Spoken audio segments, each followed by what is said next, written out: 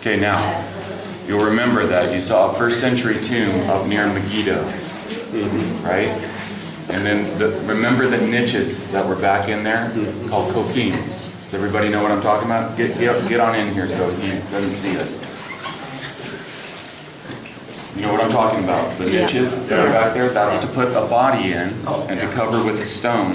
So then when they turn to bones, then the bones are collected and put in ossuaries. Those niches are only used in tombs from the time of Herod the Great, 37 BC, to, so if you see, look back here, these are these niches from a tomb, preserved. Go look at them, they're under the ground. Okay, so this is archaeological evidence that confirms two facts for certain. One is, you're standing in the cemetery from the time of Jesus. And number two, you are outside the wall. Okay? So again, we have a part of a tomb. These types of tombs are only used from 37 BC, the beginning of Herod the Great's reign, up to 70 AD when the city was destroyed. So, and they're family tombs, they're used generationally. So if you find these niches that are in tombs that are in the time period that ossuaries are in use, then you know that you're in a cemetery in the 1st century AD, end of the 1st century BC into the 1st century AD, okay, in that little narrow window of time. So that there's niches that have been found here archaeologically. This is archaeological evidence that this is indeed a cemetery at the time of Jesus. And that means it has to be outside the walls of Jerusalem, because they don't bury Jews inside the walls. That's not kosher. Okay? Now, they'll tell you that this is the tomb of Joseph of Arimathea.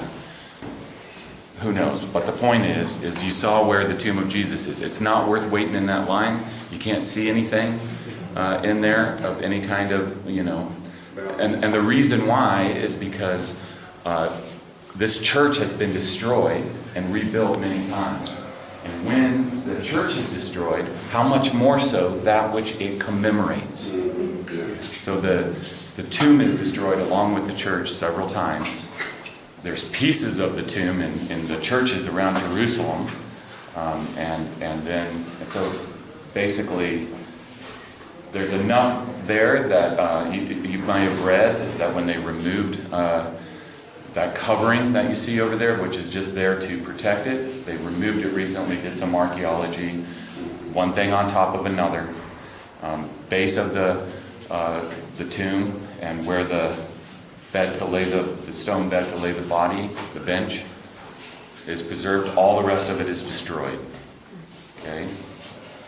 But that was the spot where he was buried. That is the tomb where he was buried, yes. What's left of it.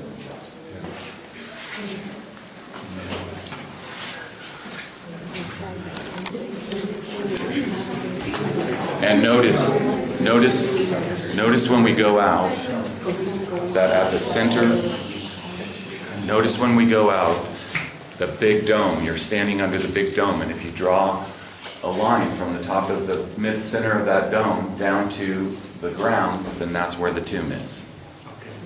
So this is a double apse church, because it's commemorating two different events. Okay? So you're saying this, Chris? So go over and look at you take some photos in there. niches. Go inside. These are burial niches from the time of Jesus, demonstrating that we're standing in a cemetery at that time. So Jesus' burial is out there in the middle? In the middle. Okay. Absolutely.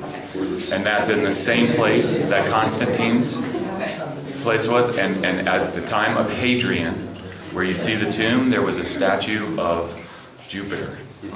And that's why the strongest interpretation for what that would have looked like is that it was a temple of Jupiter. And the reason why is because we were just standing on the east side, facing the church and the original entrance where Venus stood. And now this is where our historical source that we'll read afterwards says Jupiter is. And so this would be the Holy of Holies of the temple because we're on the west side. Does that make sense?